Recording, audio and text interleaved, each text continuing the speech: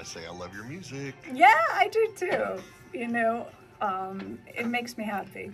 It makes me happy to be here. I love to come to the radio because I love to inform people and help them, you know, get through this journey and age in a way that is helpful instead of, you know, hearing the lies that we've been taught and the things that have just plagued our mind for years. A lot of people don't believe or don't understand, I won't say believe, but don't understand that they don't have to be in pain. They don't have to be sad. They don't have to be a lot of things. And the food that we're eating is a start to what is causing our brains to trigger these kind of emotions.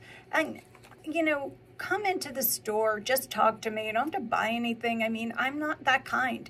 Come in, I just want to help people, and that's why I'm here. This is what God laid on my heart for me to do, and this is what I'm doing. I'm educating people on how to be a better them, especially for this year to come. You want to be able to fight any germ that comes ahead.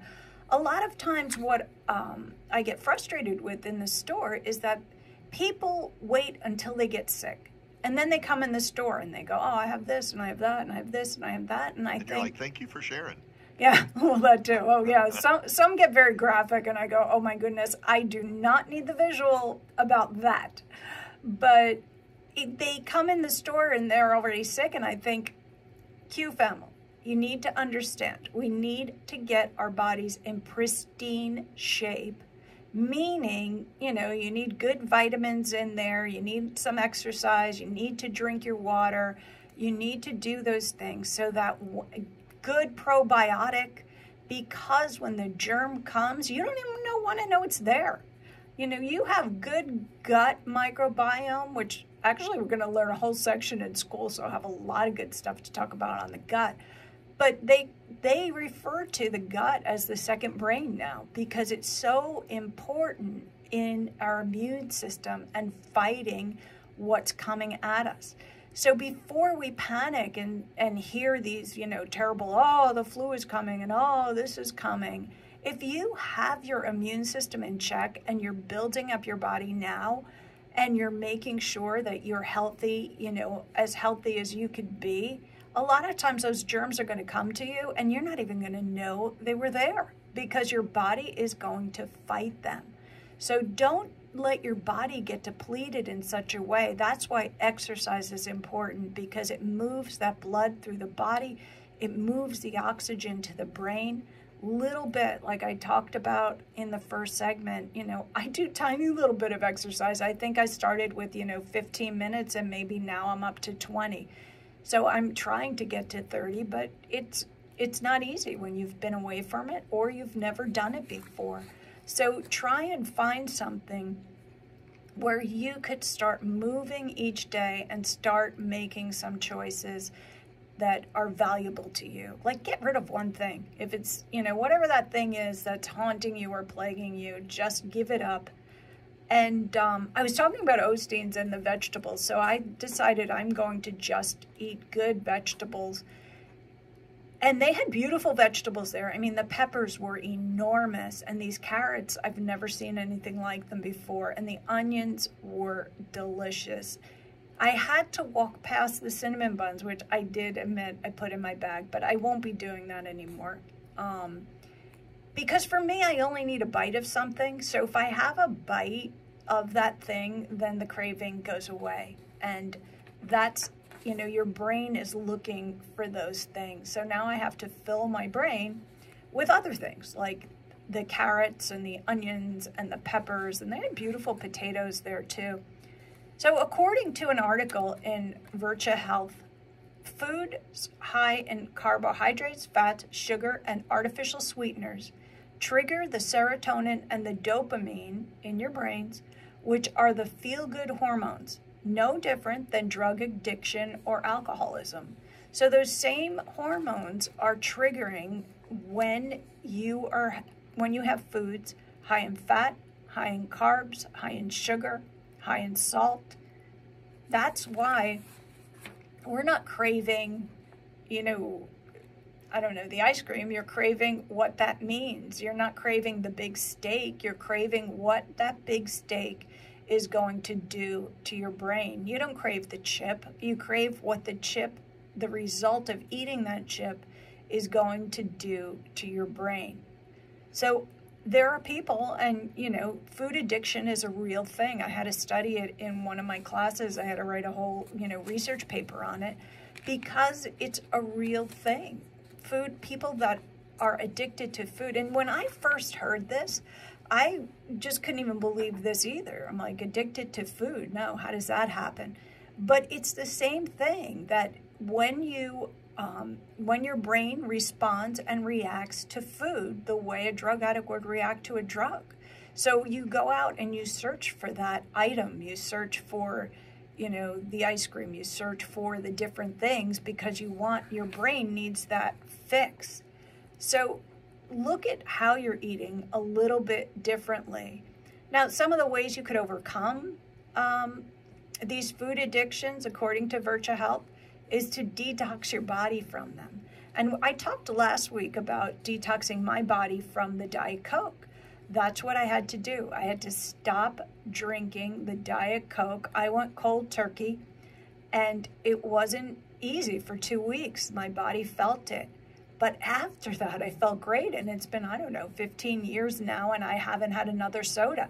So not only did I cut the Diet Coke craving, but I cut the soda craving altogether. Like, I don't even, want that.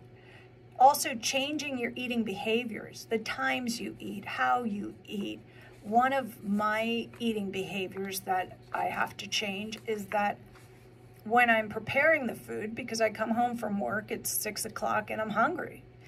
And when I prepare the food, I eat half the food while I'm preparing it and the other half when I'm sitting down and eating it.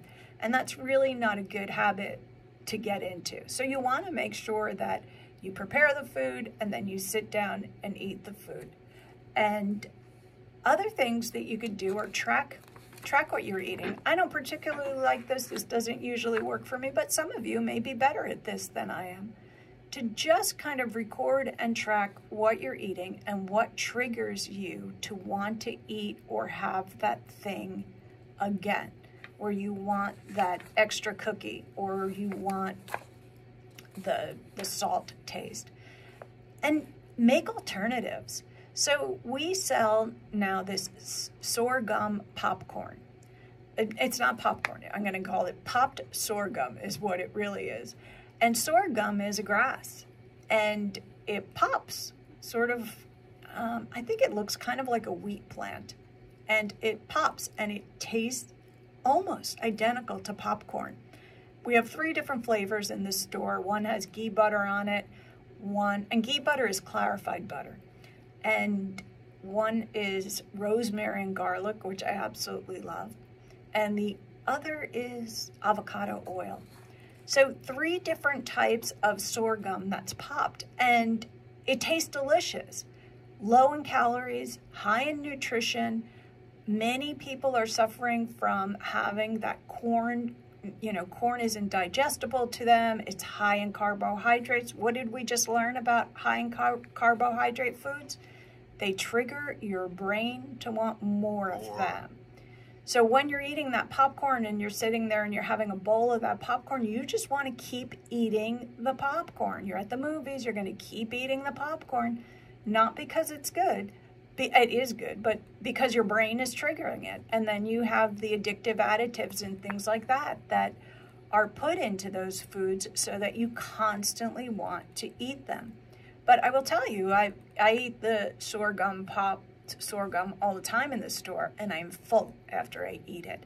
Low in calories, high in nutrition, and it gives me, a sensation of being full. So look for things like that could be small changes.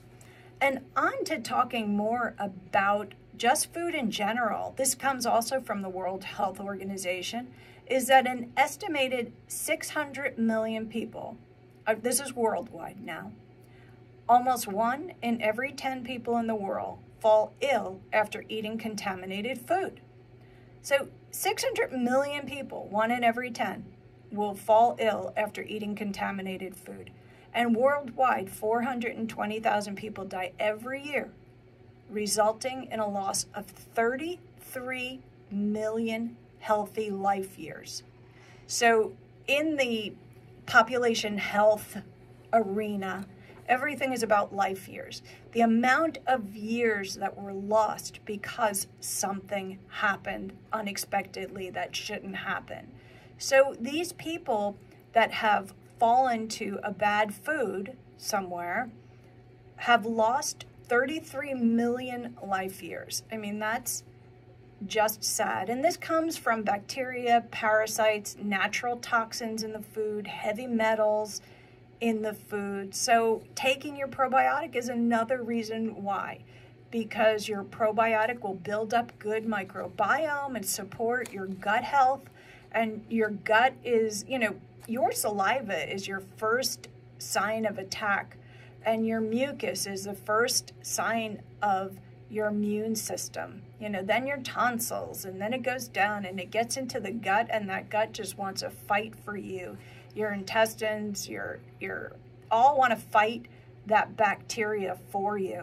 So also you want to, heavy metals are really big in foods. A lot of the fishes have some heavy metals in there, so you have to watch how much you're consuming of things and what you're consuming. And you could detox from any of these things. We sell things in the store to support, you know, detoxing from heavy metals and detoxing from what the food could cause. And sometimes, you know, a good fast, I talked about intermittent fasting or just fasting for 24 hours and 72 hours, just to keep your body back in check so that we almost start with a clean slate. If you've ever fasted before, it really is not hard.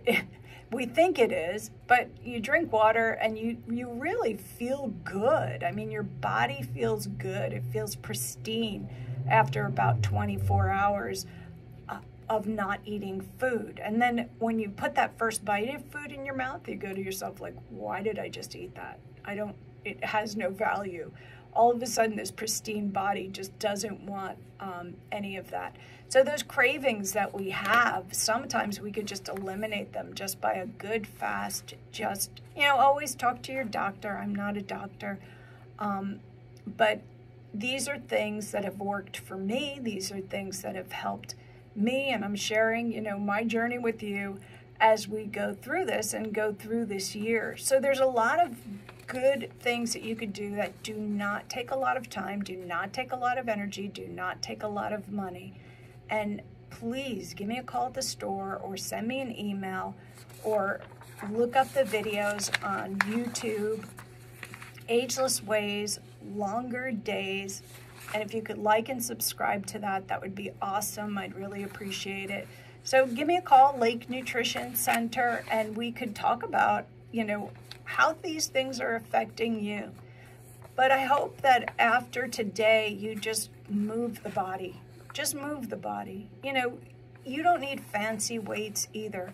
There are things in your home that you could just casually lift that will just help you a little bit in the arms to gain some muscle. But I really recommend finding some really good YouTube videos that you're able to watch, you know, either on your phone or on your computer, that will help you to move through this season and get that body moving. We want you to age, be ageless, and feel the best that you could possibly, you know, as we go through. So think about what has happened to our society and how the tobacco companies have taken over your food.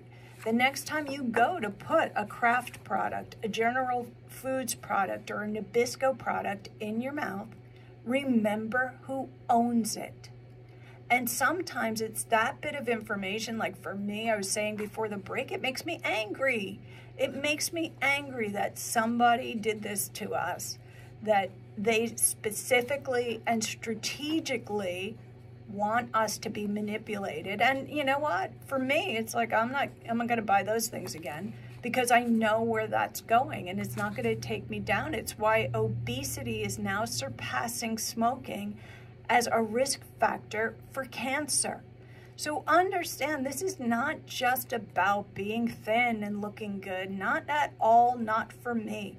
It is about aging well and aging healthy and moving through your life, because disease and inflammation is coming from things like obesity. It's coming from things like we talked last week about putting toxins in your body. So remember, the same people that put cigarettes on the market and told you how addictive they are, and they are. And I'm not saying that any of this is easy to quit smoking, but they own Kraft, they own General Mills, and they own Nabisco. So look in your cabinets right now and see what products you have from those companies, and remember who owns them. And try and eat just one. You know, do your own little research experiment in your home where you just try and eat one of something in those categories. Well, thank you so much, Q family. I love you so much, and God bless each and every one of you.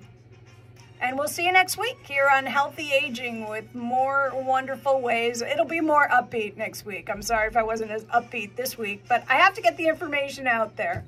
I love you, and I want you living healthy. God bless you.